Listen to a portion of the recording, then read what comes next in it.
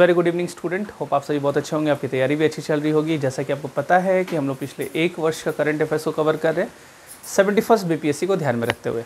आज उसी क्रम में हम लोग जैसे पिछले क्लास में हम लोग इकॉनमी से रिलेटेड पढ़े थे और आज भी जो हमारा होगा वो इकॉनमी से रिलेटेड ही होगा। आपने देखा है कि इकॉनमी से भी अच्छा खासा सवाल रहता है और बहुत स्टूडेंट ये सवाल इस तरह का सवाल नहीं कर पाते।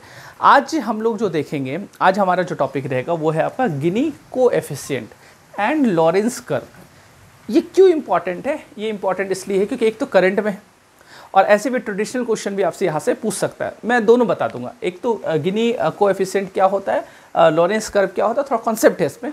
कॉन्सेप्ट को अगर आप समझ जाइएगा फिर आपके लिए आसान हो जाएगा। और करंट डेटा क्या है, करंट डेटा भी हम लोग बात करेंगे, ठीक है। जैसे ही करंट डेटा का अगर हम लोग बात करें तो आपको पता है कि गिनी इंडेक्स जो है, गिनी इंडेक्स 2025 जारी हुआ और गिनी इंडेक्स 2025 में भारत का जो रैंक है, इंडिया का जो रैंक है, याद रखिएगा इंडिया का जो रैंक है वो कितना है, फोर्थ है ना।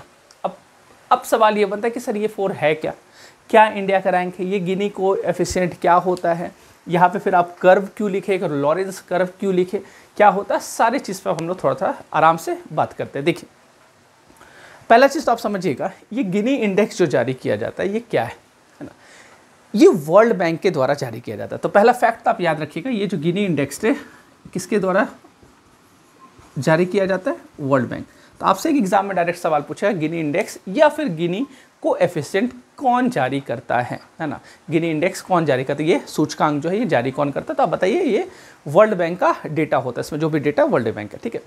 ये क्या बताता है, ये बताता है कि किस देश में कितना इनकम इनइक्वालिटी है ना, मतलब आप कह सकते हैं उसको हिंदी में आय असमानता, ठीक है। मतलब किस देश में कितना इनकम इनइक्वालिटी, कितना इनइक्वालिटी है।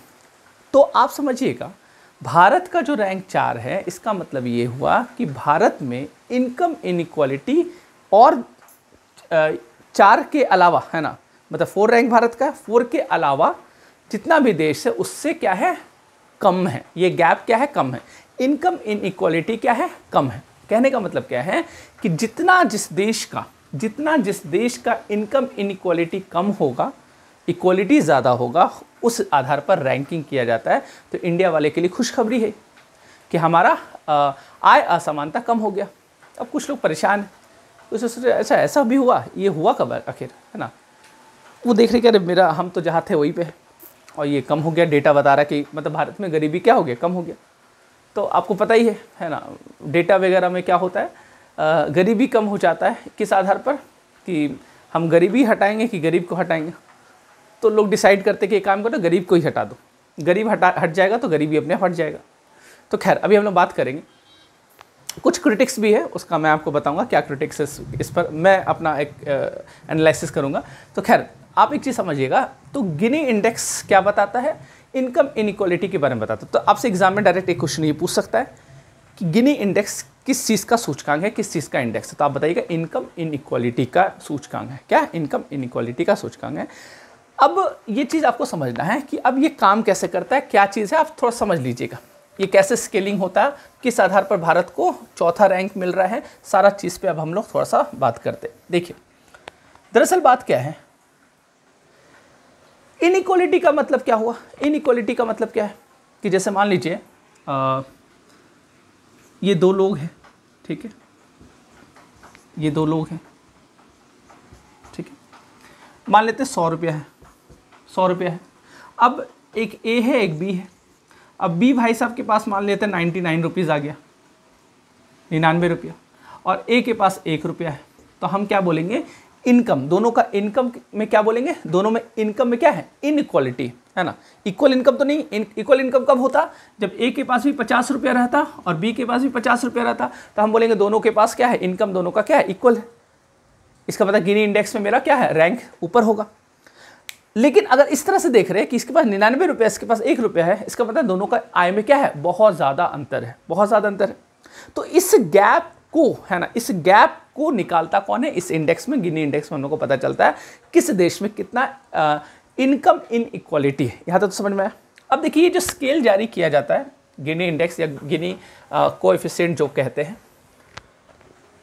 इसमें क्या होता है,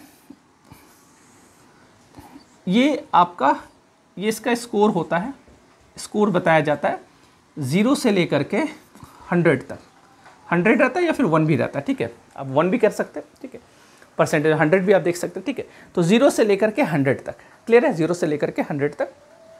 इसमें याद रखिएगा, इसमें जो जितना कम स्कोर लाएगा, जो जितना कम स्कोर लाएगा वो उतना ही क्या होगा, उतना ही वहाँ पे इनइक्वालिटी कम होगा, आय का असमानता क्या होगा, कम होगा। तो बोलिए तो बड़ा बढ़िया एग्जाम है ना। हम लोग को क्या करना पड़ता है स्कूल के एग्जाम में, कॉलेज के एग्जाम में, कि स्कोर ज़्यादा लाना पड़ता है, स्कोर ज़्यादा लाएगा तब तुम रैंक 1 होगा, और यहाँ पे क्या स्कोर कम लाएगा तब तुम रैंक 1 होगा। समझ पा रहे हैं ना। तो आप ध्यान रखिएगा, ये जो 0 है, 0 स्कोर अगर किसी को मिल रहा है, मतलब 0 पॉइंट अगर किसी को मिल रहा है, तो आप कहेंगे 0 पॉइंट क्या है, परफेक्ट इक्वालिटी का एग्जाम्पल है। 0 पॉइंट क्या है, आप ध्यान रखिए, क्या परफेक्ट इक्वालिटी का एग्जाम्पल है। ये क्या है, परफेक्ट इक्वालिटी। क्या है, परफेक्ट इक्वालिटी। और अगर 100 या फिर 1 है ना, 100 ये और है, समझ पा रहे हैं, और 1, तो 1 से भी देखा जाता है, 100 से भी देखा जाता है, ठीक है। तो अगर 100 पॉइंट है तब इसको हम बोलेंगे ये क्या है, एक्सट्रीम इनइक्वालिटी। क्या हो जाएगा, तो परफेक्ट इक्वालिटी 0 हो जाएगा और एक्सट्रीम इनइक्वालिटी क्या हो जाएगा, एक्सट्रीम इनइक्वालिटी क्या होगा, 100, ठीक है। अब देखिएगा भारत को जो मार्क्स मिला है, भारत का जो गिनी इंडेक्स में है, गिनी इंडेक्स में इंडिया का जो स्कोर है वो है 25.5 है ना, कितना, 25.5। मतलब जैसे जैसे आप यहाँ से है ना, जैसे जैसे आप यहाँ से इधर की ओर बढ़ेंगे, जैसे जैसे आप इधर की ओर, या आप ऐसे कह सकते, जैसे जैसे आपके देश में आय की असमानता कम होते जाएगी, वो गैप जो है वो कम होते जाएगा, वैसे वैसे आपका ये आप 0 की तरफ बढ़ेंगे। मतलब यहाँ पे क्या है, जैसे जैसे आप 0 की तरफ बढ़ेंगे, आप क्या है, आपके देश में इनइक्वालिटी क्या है, कम है, इनइक्वालिटी कम है। और जैसे जैसे आप 0 से इधर की ओर बढ़ेंगे, 100 की तरफ बढ़ेंगे, इसका मतलब इनइक्वालिटी आपके यहाँ क्या है, ज़्यादा है। जैसे साउथ अफ्रीका जो है वो सबसे, वहाँ पे क्या है, वो आपके सबसे ज़्यादा वहाँ पे इनइक्वालिटी है, आय इनकम इनइक्वालिटी सबसे ज़्यादा का है साउथ अफ्रीका में, 63 है ना। साउथ अफ्रीका को कितना मिला है, तो ये भी आप ध्यान रखिएगा, साउथ अफ्रीका को कितना स्कोर मिला है, तो 63.0, ठीक है। तो ध्यान रखिए साउथ अफ्रीका के पास कितना स्कोर है, 63। भारत का स्कोर कितना, 25.5। अब बताया जा रहा है कि भारत का जो गिनी इंडेक्स ये 2025 का है, ये जो रिपोर्ट आया है इसमें बताया गया कि भारत का जो ये डेटा जो दिया जा रहा है इनइक्वालिटी का, ये किस आधार पर क्या दिया, किस ईयर का बता रहा है, तो आप ध्यान रखिएगा, ये बताया जा रहा है कि 2022-23, मतलब 2022-23 में भारत का स्कोर कितना है, 25.5, जो कि बहुत सुधार आया है। कितना से, तो बताया गया कि 2011-12 में, 2011-12 में भारत का जो स्कोर था वो था 28.8 है ना। भारत का स्कोर जो था वो कितना था, 28.8 था। आप ध्यान रखिएगा 2011-12 में भारत का स्कोर कितना था, 28.8, जो कि कम होकर अब कितना हो गया, 25.5। इसका मतलब ये हुआ, आप समझ रहे, 28 इधर मान लीजिए, यहाँ 28 है, अब यहाँ हो गया ना, तो 0 के करीब आ रहा है। इसका मतलब भारत में इनइक्वालिटी क्या हो रहा है, कम हो रहा है। भारत में इनइक्वालिटी क्या हो रहा है, कम हो रहा है। और भारत जो है उसका रैंक कितना है, 4, मतलब भारत से पहले है ना, भारत से पहले 3 कंट्री ही है जहाँ पे भारत से कम इनइक्वालिटी है। चौथा नंबर पे भारत आया। अब हम लोग थोड़ा सा है ना, इंडिया ने थोड़ा सा है ना, तो चाइना और यूएसए से तुलना भी कर लेते हैं। हम बोलते हैं यूएसए, देखो यूएसए में ज़्यादा इनइक्वालिटी है, हमारे यहाँ इनइक्वालिटी क्या है, कम है। चाइना में ज़्यादा इनइक्वालिटी, हमारे यहाँ इनइक्वालिटी क्या है, कम है। और ये सब डेटा थोड़ा सा लोग को एक तरह से आप कह सकते हैं कि सरकार जिसका भी रहता है, जब भी इस तरह का इंडेक्स जारी होता है तो पक्ष वाले जो होते हैं वो इस तरह का इंडेक्स का हवाला देते हैं। देखो भारत, वर्ल्ड बैंक का रिपोर्ट है, हम लोग नहीं जारी किए, उनको नहीं पता वर्ल्ड बैंक क्या होता है, लेकिन फिर भी बोलते हैं कि वर्ल्ड बैंक का रिपोर्ट है, उसमें देखो भारत का रैंक 4था है। भारत में क्या है, आय का असमानता कम हो रहा है, मतलब गरीबी क्या हो रहा है, कम हो रहा है। फिर कुछ लोग और हवाले देंगे है ना, कुछ लोग जो विपक्ष वाले हैं वो बोलेंगे अच्छा ऐसा है, तो एचडीआई क्या है तुम्हारा, ह्यूमन डेवलपमेंट इंडेक्स इतना ज़्यादा क्यों है, 130वां रैंक तुम्हारा क्यों है? तुम्हारा सुनने में आता है कि जो ये जो क्या बोलते हैं उसको, ग्लोबल जेंडर गैप रिपोर्ट में भी तुम्हारा रैंक बहुत ज़्यादा है ना?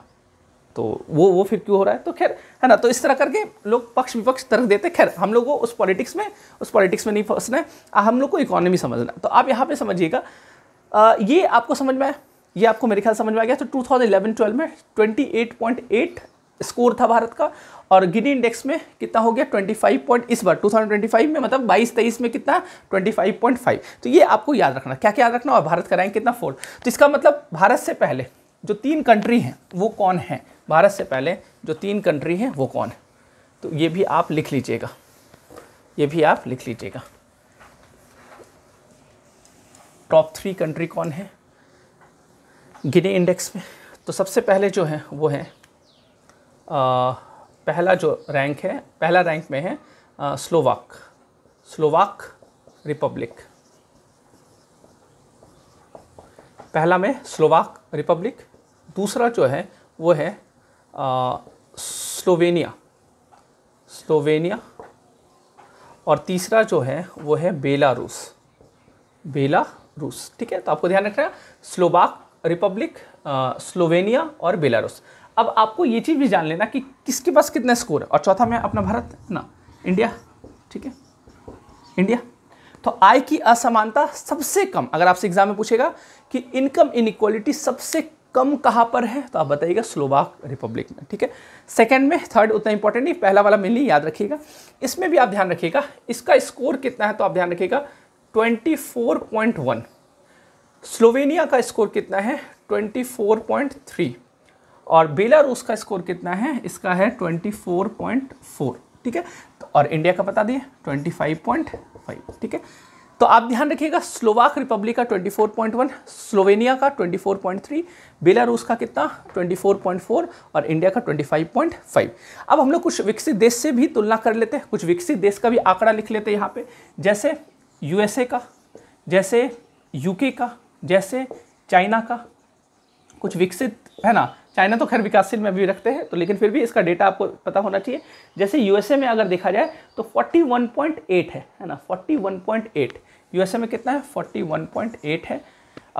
यूनाइटेड किंगडम जो है इसमें कितना है 32.4 है, और आपका जो चाइना है इसका अगर डेटा देखा जाए तो 35.7 मेरे ख्याल से आपको दिखता होगा ये चीज़, मैं एक बार चेक कर ले तो दिखता होगा, हाँ ठीक है, तो ये आपको दिख रहा है। चलिए, तो ये कुछ विकसित देश के साथ हम लोग क्या कर ले रहे हैं, तुलना कर ले रहे हैं। ठीक है, तो आप ये बात ध्यान रखिएगा, यूएसए का स्कोर 41.8, यूके का 32.4, और आपका चाइना का कितना 35.7। तो ये चीज़ आप याद रखिएगा।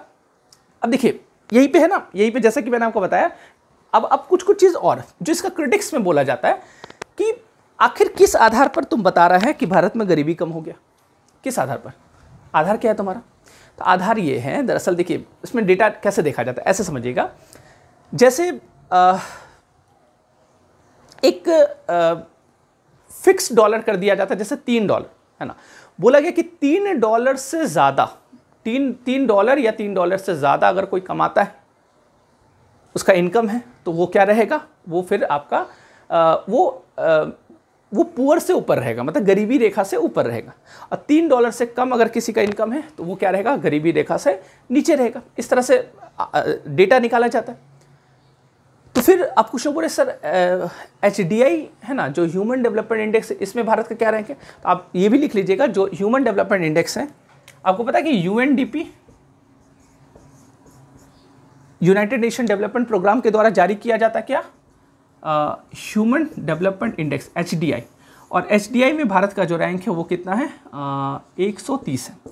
HDI में भारत का रैंक कितना है 130, तो इसको आप ध्यान रखिएगा, HDI में भारत का रैंक कितना है 130 है। ठीक है, और चाइना और USA का अगर बात करें तो चाइना का 78 है और USA का 17 है।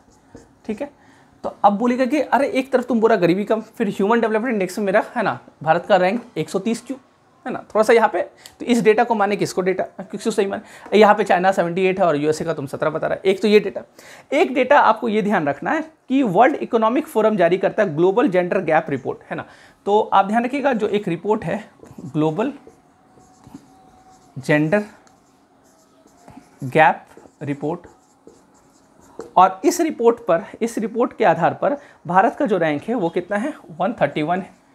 मतलब 148 टोटल कितना, 148 देश में 131 भारत का रैंक है। तो फिर ये कैसे हो रहा है ना, ग्लोबल जेंडर गैप रिपोर्ट तुम इतना है ना क्यों बता रहा। तो ये सब भी लेटेस्ट डेटा है जो कि आपको क्या करना है, याद रखना है, ठीक है, जो कि आपको याद रखना है।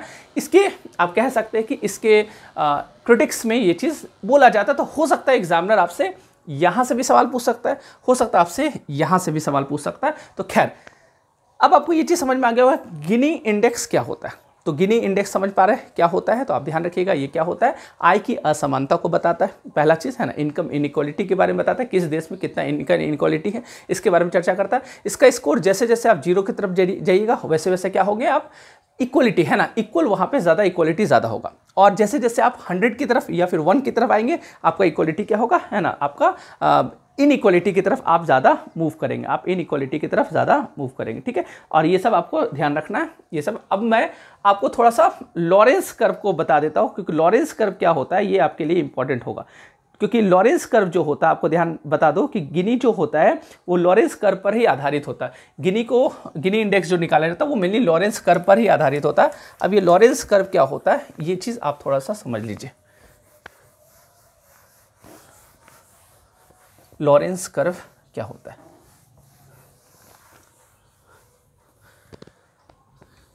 देखिए ऐसे मैं रफ एक कर्व बना रहा हूं, जैसे एक, ठीक है। अब देखिए ये क्या है,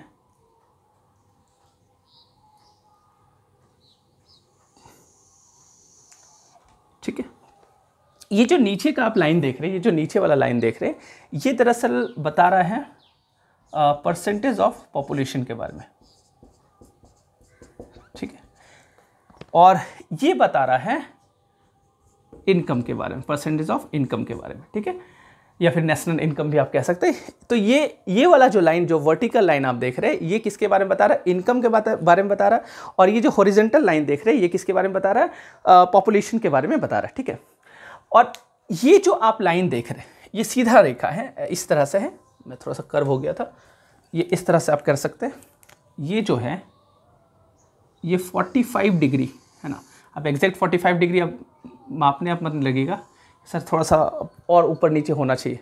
तो खैर ये 45 डिग्री का जो रेखा है इसको बोलते हैं परफेक्ट इक्वलिटी। इसको क्या बोलते हैं, परफेक्ट इक्वलिटी। क्या बोलते हैं, परफेक्ट इक्वलिटी, ठीक है। ओके, अब आपको समझना इसमें लॉरेंस कर्व कहा है।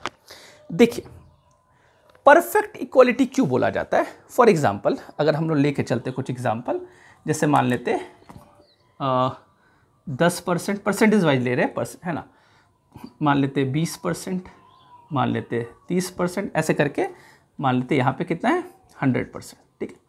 उसी प्रकार इनकम में भी हम लोग देख लेते हैं 10%, यहाँ पे हम लोग रख लेते हैं 20%, यहाँ पे रख सकते हैं 30%, ऐसे करते करते कितना 100%, ठीक है।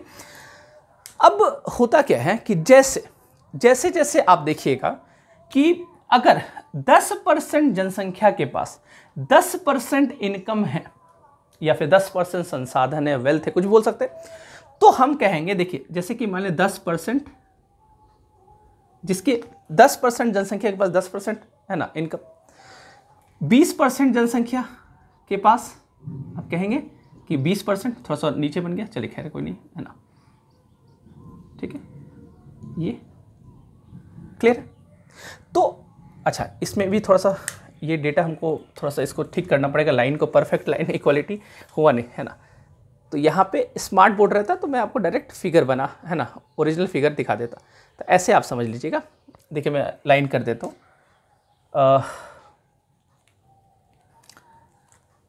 जैसे यहाँ पे मैंने बनाया, ये आपका 10%, ये आपका 20%, तो ये उसी प्रकार हो गया जैसे जो परफेक्ट इक्वलिटी आपका जो मैंने बनाया लाइन, ये 45 डिग्री वाला। चलिए मैं कोशिश कर रहा हूँ ऐसे करके ये है ना, 45 डिग्री आप मान के चलिए, ठीक है। ये क्या है, परफेक्ट इक्वलिटी, है ना। थोड़ा सा और इधर मूव करके, क्या है ये, परफेक्ट इक्वलिटी। अब देखिए ये लॉरेंस कर्व अभी हम लोग आएंगे, पहले आप ये चीज़ समझिएगा। ये कहना ये चाह रहा है कि 10% जनसंख्या के पास 10% इनकम, 20% जनसंख्या के पास 20%, 30% के पास 30%, 40 के पास 40। कहने का मतलब ये है कि ये क्या है, ये एक परफेक्ट इक्वलिटी का एग्जाम्पल। परफेक्ट, ये ऐसे समझिएगा। फॉर एग्जाम्पल जैसे मान लेते हैं कि आप जैसे कि मान लेते हैं कि हम लोग एग्जाम्पल लेते हैं मैंगो का, ठीक है। मैंगो का एग्जाम्पल लेते, एक आम है ना, आम मान लेते हैं कि 10 लोग हैं, है ना, 100% है, और आप मान के चलिए 100 लोग हैं, ठीक है। 100 लोग में अब मैंगो, है ना, मैंगो क्या है, मैंगो मान लेते हैं कि मैंगो का भी संख्या 100 है, ठीक है। मैंगो का भी संख्या 100 है, तो हम क्या करेंगे, एक को एक मैंगो देंगे, दो को दो, दूसरे को भी एक मैंगो देंगे, तीसरे को भी एक मैंगो देंगे, चौथा को भी एक मैंगो देंगे।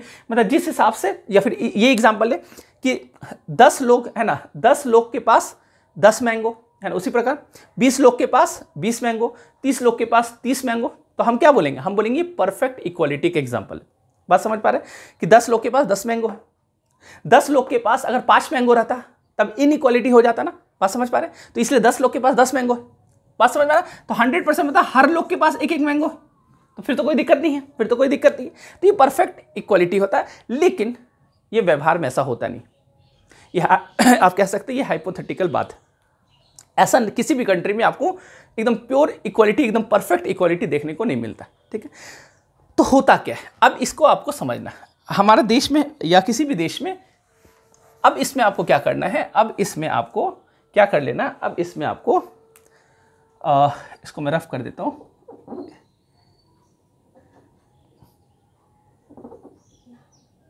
अब इसमें आपको क्या करना, एक कर्व बनाना, देखिए, ठीक है। कर्व, एक कर्व बन गया। अब यही कर्व जो है, इसी को बोलेंगे लॉरेंस कर्व। इसी का क्या नाम है, लॉरेंस कर्व। ये कर्व बताता है कि जो परफेक्ट इक्वालिटी तो होता नहीं है। अब किस देश में कैसा कर्व, अलग अलग देश में अलग अलग कर्व बनेगा। जैसे अब यहां पे कर्व के आधार पर आप क्या देख रहे हैं, जैसे फॉर एग्जांपल यहां पे अगर हम लोग और ले लें, या जैसे 30% है, तो 30% आप क्या देख रहे हैं, 30% के पास आप यहां पे देखिए, 30% जो है, ये 30% के पास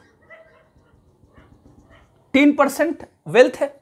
मतलब 30% पॉपुलेशन के पास 10% का, है ना, 10% इनकम है, या फिर 10% वेल्थ है। आप ऐसे ही बोलते हैं ना, संसाधन, हम लोग बोलते हैं ना कि ऐसा, अब पता चला, बोलते हैं ना कि 90% लोग के पास 1% या 10% संसाधन, और 10% लोग के पास 90% संसाधन। ये तो बड़ा भेदभाव है। वही चीज़ है ना, जो लॉरेंस कर्व है वो वही बता रहा है। क्या बता रहा है कि देखिए यहाँ पे कि 30% पॉपुलेशन के पास मात्र 10%। उसी प्रकार मान लेते, और हम लोग आगे बढ़ जाते हैं, यहाँ पे मान लेते, यहाँ पे आपका 40-50%, 60% के आसपास मान लेते ये 60%, और ये 60% को अगर हम लोग देखेंगे तो यहाँ पे आपका लगभग आपका 15% के आसपास हुआ। मतलब हम बोलेंगे कि 60% के पास 15% ही वेल्थ इनकम है। तो हम बोलेंगे कि इनकम इनइक्वालिटी बहुत ज़्यादा, इनकम इनइक्वालिटी बहुत ज़्यादा। मतलब 60% लोग के पास मात्र 15%। इसका मतलब 85% इनकम जो है वो 40% लोग के पास है। बात समझ पा रहे हैं, 85% इनकम जो है किसके पास है, मात्र 40% लोग के पास। तो आप बोलेंगे यहाँ पे इनकम इनइक्वालिटी बहुत ज़्यादा। तो ये लॉरेंस कर्व जो है, लॉरेंस कर्व पर आधारित ही गिनी इंडेक्स जारी किया जाता है, ठीक है। इसलिए लॉरेंस कर्व भी आपके लिए इंपॉर्टेंट हो जाता है। आपसे पूछेगा लॉरेंस कर्व क्या बताता है, बता दीजिएगा। ये आय इनकम इनइक्वालिटी के बारे में बताता है। अब देखिए, जितना लॉरेंस कर्व अगर ये गैप जो है, ये जो गैप है, ये जितना कम होगा, हम उतना ही क्या होंगे, इक्वालिटी की तरफ बढ़ेंगे। तो जिस देश में ये चीज़ क्या होगा, मान लीजिए ये अब कर्व ऐसे हो जाए, इस तरह से कर्व हो जाए, तो हम बोलेंगे अब क्या हो गया, इक्वालिटी। अब इनइक्वालिटी सब ये इक्वालिटी तरफ, जैसे भारत में बोले ना कि 28.8 स्कोर था, जिससे घटकर अब कितना हो गया 25.5। इसका मतलब जैसे जैसे ये ऊपर की तरफ परफेक्ट इक्वालिटी की तरफ बढ़ेगा, वैसे ही हम कहेंगे कि ये क्या हो रहा है, इक्वलिटी की तरफ बढ़ रहा है, या फिर वहां पे इनइक्वालिटी कम हो रहा है। और जैसे जैसे इस परफेक्ट इक्वलिटी से ये दूर जाएगा, मान लीजिए कर्व ऐसे बन जाए, कर्व ऐसे बन जाए, ऐसे, तो और दूर हो गया ना। इसका मतलब ये हो गया कि और दूर हो जाने का मतलब हो गया कि अब इक्वलिटी बढ़ गया। तो आपको ये चीज ध्यान रखना, लॉरेंस कर्व क्या बताता है कि जैसे जैसे आप परफेक्ट इक्वलिटी की तरफ बढ़ेंगे, जैसे जैसे आप इस दोनों का गैप क्या होगा, ये जो लॉरेंस कर्व है और परफेक्ट इक्वलिटी का गैप जैसे जैसे कम होगा, वैसे वैसे इनइक्वलिटी कम होगा। जैसे जैसे गैप बढ़ेगा वैसे वैसे आपका इनइक्वलिटी बढ़ेगा। ठीक है, मेरे ख्याल से ये समझ में आ गया होगा। तो अब आपसे चाहे गिनी कोएफिशिएंट के बारे में पूछे, लॉरेंस कर्व के बारे में पूछे, मेरे ख्याल से आपको ये चीज़ समझ में आ गया होगा। कोई भी दिक्कत होगा तो आप ज़रूर क्वेश्चन पूछिएगा, कोई भी दिक्कत होगा तो आप सवाल ज़रूर पूछिएगा। ठीक है, तो इसको आप ध्यान रखिएगा। क्लियर? ओके, तो अब एग्जाम में आपका सवाल डायरेक्ट डेटा से भी पूछ सकता है, डेटा भी मैंने आपको बता दिया, या फिर डायरेक्ट आपसे क्या पूछ सकता है, इससे रिलेटेड कॉन्सेप्ट से भी पूछ सकता है। तो ज़रूर कमेंट में बताइएगा आपको ये चीज़ समझ में आया या नहीं आया। ठीक है, तो मिलते हैं हम लोग नेक्स्ट क्लास में। आज के लिए इतना ही। Thank you so much.